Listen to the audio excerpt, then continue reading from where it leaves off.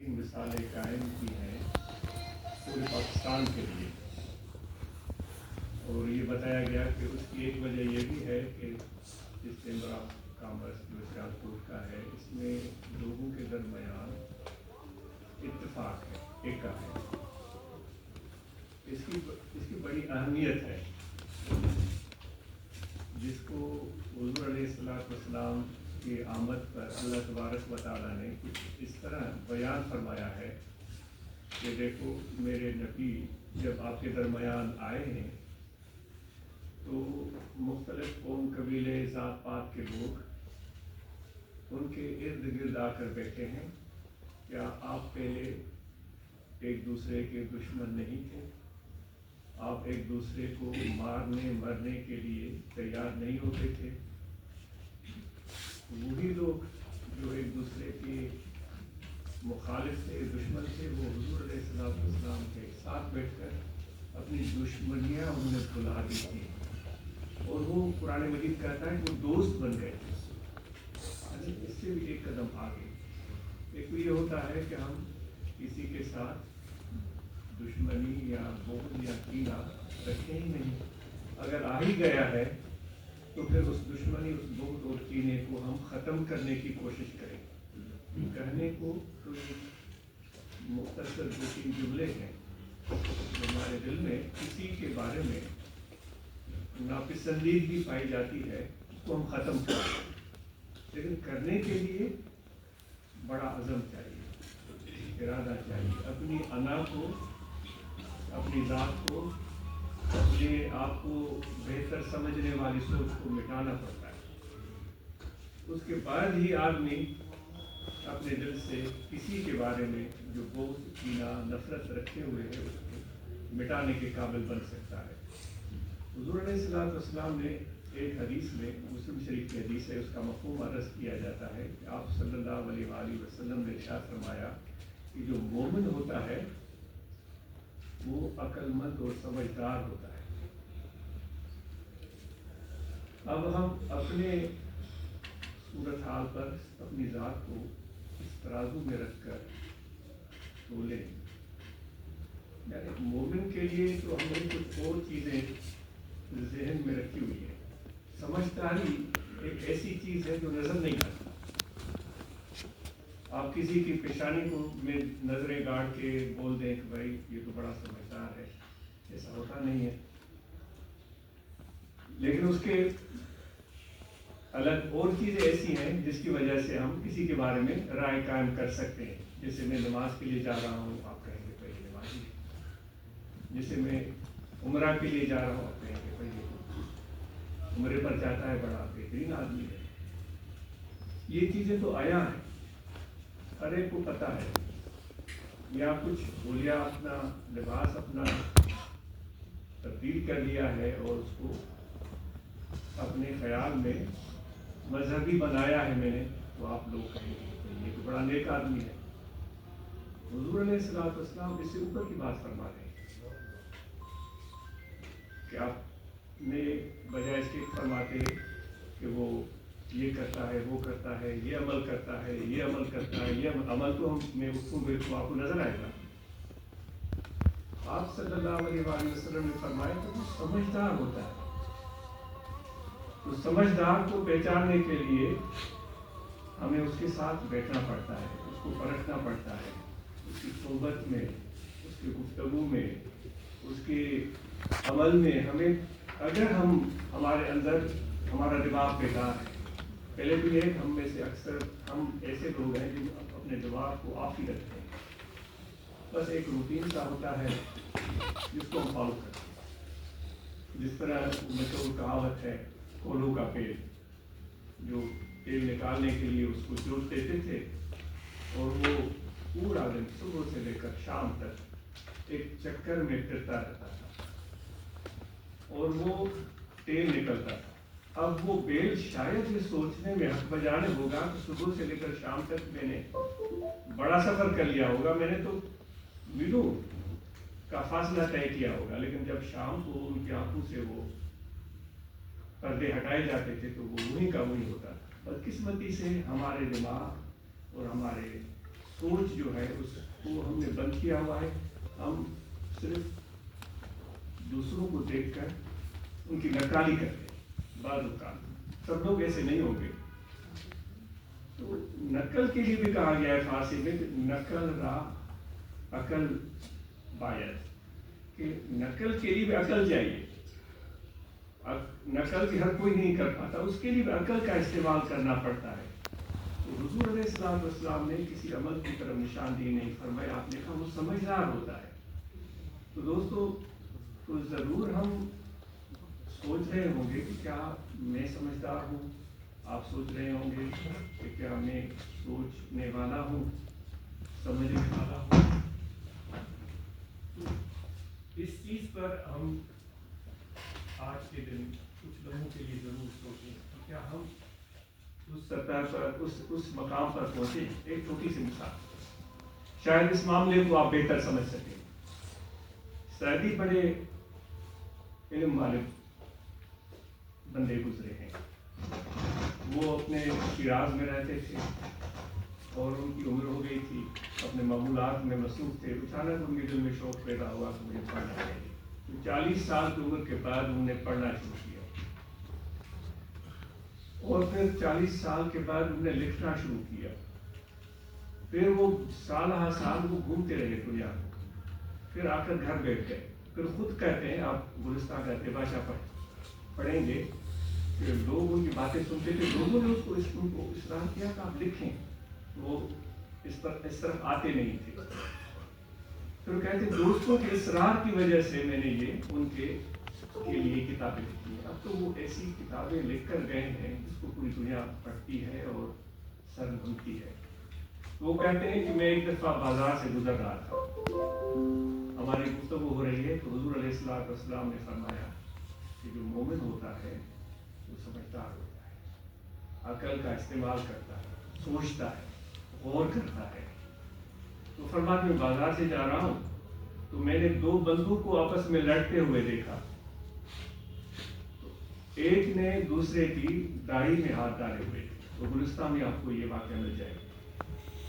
تو میں تھوڑی دیر کے لیے رکا, تو ایک شخص بولنے لگا کہ بھائی جو اس نے داڑھی رکھی ہوئی ہے نا بڑا شریف آدمی ہے, اچھا آدمی ہے. وہ جو دوسرا بندہ ہے وہ صحیح نہیں ہے, اس نے اس کی داڑھی میں ہاتھ ڈالے ہوئے. تو میں بھی اس بات پر سوچ رہا تھا, تو ایک اور بندے نے گفتگو کی. اس نے کہا کہ بھائی یہ اگر سمجھدار ہوتا تو دوسرے کے ہاتھ اس کے داڑھی تک نہ پہنچتے. اگر یہ سمجھدار ہوتا, سوچنے والا ہوتا, عقل مند ہوتا, فہم والا ہوتا, تو دوسرے کے ہاتھ اس کے داڑھی تک نہ پہنچتے. تو اس کسوٹی پر ہم اور آپ سوچ سکتے ہیں کہ سمجھداری کیا چیز ہوتی ہے, سمجھدار کیا کرتا ہے. اور قرآن مجید میں بھی اللہ تبارک و تعالیٰ نے اس چیز کی بڑی اہمیت رکھی ہے کہ فکر, غور, سوچ, بچار. آج سائنس نے اس غور و فکر کی وجہ سے کیا کچھ نہیں کیا ہے. سائنس تو ایسا لگ رہا ہے ہمارے لیے کہ جیسے ہم اندھیرے میں ہوں, بعض اوقات ایسا لگتا ہے اندھیرے میں ہوں, راستہ سجائی نہ دے. ہم جا بھی سکتے ہیں اپنے اندازے سے, قدم اٹھا بھی سکتے ہیں, آگے بڑھ بھی سکتے ہیں, لیکن یہ کھٹکا لگا رہتا ہے کہ بھائی آگے کوئی گڑھا نہ ہو, کوئی کھڈا نہ ہو, میں گر نہ جاؤں, کوئی دشمن, کوئی دوست مل جائے. تو اس وقت سائنس نے کچھ ایسی بھی مثال قائم کی ہے, جیسے ہم ایسے اندھیرے میں ہاتھ میں لالٹین پکڑ لیں, ایک ٹارچ روشن کر لیں. وہ موبائل فون میں بھی ہوتا ہے, تو اس سے تھوڑا سا ہمیں نظر آنا شروع ہو جاتا ہے. تو سائنس کی اس عمل میں دیگر قوموں نے بڑی ترقی کی ہے, انہوں نے ریسرچ کی ہے, انہوں نے اپنی زندگیاں گزار دی کسی ایک جگہ پر بیٹھ کر. ان کو وہ مسلسل کوشش کے بعد انہوں نے کوئی چیز دریافت کی. کائنات کے جو مختلف سیارے دریافت کیے گئے, تو وہ بھی تو کچھ لوگ تھے نا, وہ بھی ہماری طرح رہتے تھے, لیکن ان کو اس طرف آنے کا شوق تھا. تو ایسی چیزیں انہوں نے لوگوں کے سامنے دریافت کی, لوگ اس وقت اس پر یقین کرنے کے لیے تیار نہیں تھے. تو دوستو, تو یہ سوچ بچار سے پھر سائنس وجود میں آتی ہے, اور سوچ بچار کہ بعد انسان غلط اور صحیح میں تمیز کرتا ہے، سوچ بچار کے بعد جائز اور ناجائز میں وہ تمیز کر سکتا ہے۔ حضور علیہ السلام نے ایک بدوی کو فرمایا تھا، جب اس نے مسلسل چیزیں سیکھنے کی کوشش کی تو آپ صلی اللہ علیہ وآلہ وسلم نے ان کو نماز کے لیے ترغیب فرمائی، پھر وضو کے لیے ارشاد فرمایا، تو فرمایا اگر تمہارے پاس دولت مال ملکیت ہے تو پھر زکوٰۃ دے دینا، پھر حج کے لیے ارشاد فرمایا، ایسی چیزیں جو بنیادی اہم رکن ہے۔ تو اس کے بعد اس نے کہا کہ جو چیزیں آپ نے ارشاد فرمائی ہیں، اگر کوئی ایسا چیلنج میرے سامنے آئے کہ جو آپ نے ارشادات فرمائے ہیں ان کی سوا ہو، ان کے علاوہ ہو، زندگی میں تو بڑے چیلنجز آتے ہیں، تو میں کیا کروں؟ تو آپ صلی اللہ علیہ وآلہ وسلم نے اس کو فرمایا کہ اپنے دل سے پوچھ لینا۔ اب یہ چیز بھی غور و فکر سے تعلق کرتی ہے، ایسے تو نہیں ہوگا کہ میرے دل میں خدا نخواستہ کوئی بھی خیال آئے کہ میں وہ کر گزروں، نہیں، وہ تو سوچ بچار اور غور فکر، جب پہلے تو 20 چیزیں ہوں گی میرے سامنے، میں ان میں سے سلیکٹ کروں گا 4 کو 5 کو یا آخر میں 2 کو، پھر اس میں فیصلہ کروں گا کہ یہ دائیں والی چیز صحیح ہے، بائیں والی چیز صحیح ہے۔ تو حضور علیہ السلام نے ارشاد فرمایا کہ تم نے غور کرنا ہے، اپنے دل سے پوچھنا ہے۔ تو بنیادی چیز یہ بات ہے کہ ہم غور و فکر کی عادت کو اپنائیں اور ہر کام غور و فکر کرنے کے بعد شروع کریں اور پھر اللہ تعالیٰ کی طرف ہم رجوع کریں۔ دیکھو، سوچنے سمجھنے کی ایک اور بات، ایک صحابی حضور علیہ السلام کی بارگاہ اقدس میں آیا اور اس نے آ کر عرض کیا کہ یا رسول اللہ صلی اللہ علیہ وسلم، آپ توکل کے لیے ارشاد فرماتے ہیں، آج میں اپنا اونٹ جنگل میں لے کر گیا اور میں نے اس کو چرنے کے لیے جنگل میں چھوڑ دیا اور خدا پر توکل کر دیا، یہ اونٹ بھٹکے گا نہیں، گم نہیں ہوگا۔ شام کو میرا اونٹ گم ہو گیا۔ اس نے یہ بات کہی، میں نے تو توکل بھی کی تھی۔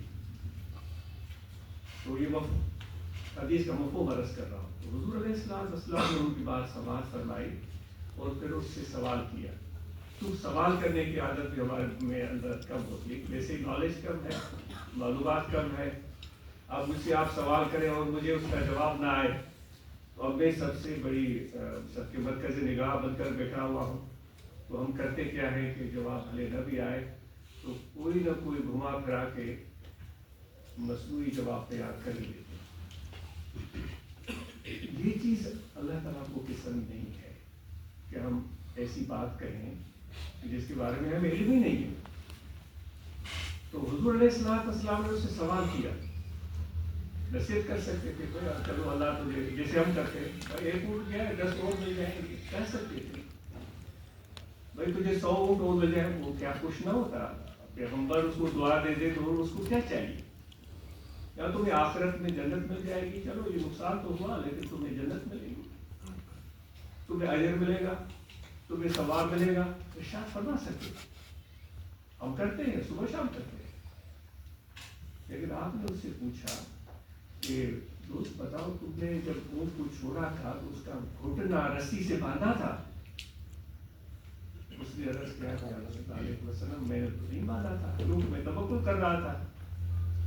آپ نے فرمایا نہیں، تمہیں اونٹ کا گھٹنا باندھنا تھا تاکہ وہ تیزی سے ادھر ادھر بھاگ نہ سکے اور گھاس بھی کھا لے اور درختوں کی ٹہنیاں بھی وہ چر لے، اس کا گھٹنا رسی سے باندھنا تھا، پھر توکل کرنی تھی۔ یہ بھی دیکھیں، سوچنے سمجھنے والی بات ہے۔ تو فوراً کسی ایک چیز کو میں نے 100 باتیں بولی ہیں، ہم میں سے کوئی ایسے ہوں گے ایک جملہ پکڑ لیں اور اس جملے کو آگے پیچھے کیا کہا گیا اس کو چھوڑ دیں، کیونکہ وہ چیز ان کو آسان نظر آئے گی، محنت کی ضرورت نہیں ہوگی، تو پھر اس پر چل پڑیں گے۔ یہ چیز جو ہے حضور علیہ السلام نے اپنی زندگی میں کبھی بھی نہیں کی تھی۔ تو دوستو، یہ آج کی محفل ہم اس بنیاد پر رکھتے ہیں کہ ہمیں سوچنے سمجھنے کے لیے روزانہ ہم جیسے مراقبہ کرتے ہیں، یہ روزانہ ہوتا ہے۔ آج اس کو یہ بھی سوچ رہا ہوتا ہے اس میں کہ یہ مراقبہ ایک تو چیز یہ ہوتی ہے کہ ہم دنیا و مافیا سے بالکل لاطعلق پر خدا کی طرف متوجہ ہوتے ہیں۔ کیوں متوجہ ہوتے ہیں؟ اس کے پیچھے بھی ایک فلسفہ ہے۔ اس لیے متوجہ ہوتے ہیں کہ ہمیں سکون چاہیے. ہم نے اتنی اچھی بلڈنگ کیوں بنائی ہے؟ ہمیں سکون چاہیے. اتنی مہنگی گاڑی کیوں لی ہے؟ سکون چاہیے. اتنے مہنگے کپڑے کیوں پہنے؟ سکون چاہیے. سونا چاندی زیورات کیوں خریدتے ہیں؟ سکون چاہیے. ہماری ایک کوشش ہوتی ہے کہ ہم پتہ نہیں سکون کو سمجھتے بھی ہیں یا نہیں، ڈائریکٹلی یا انڈائریکٹلی ہم شاید اسی طرف بھاگنے کی کوشش کرتے ہیں. تو ہمیں اللہ تعالیٰ نے فرمایا دیکھو دنیاوی اور چیزوں کو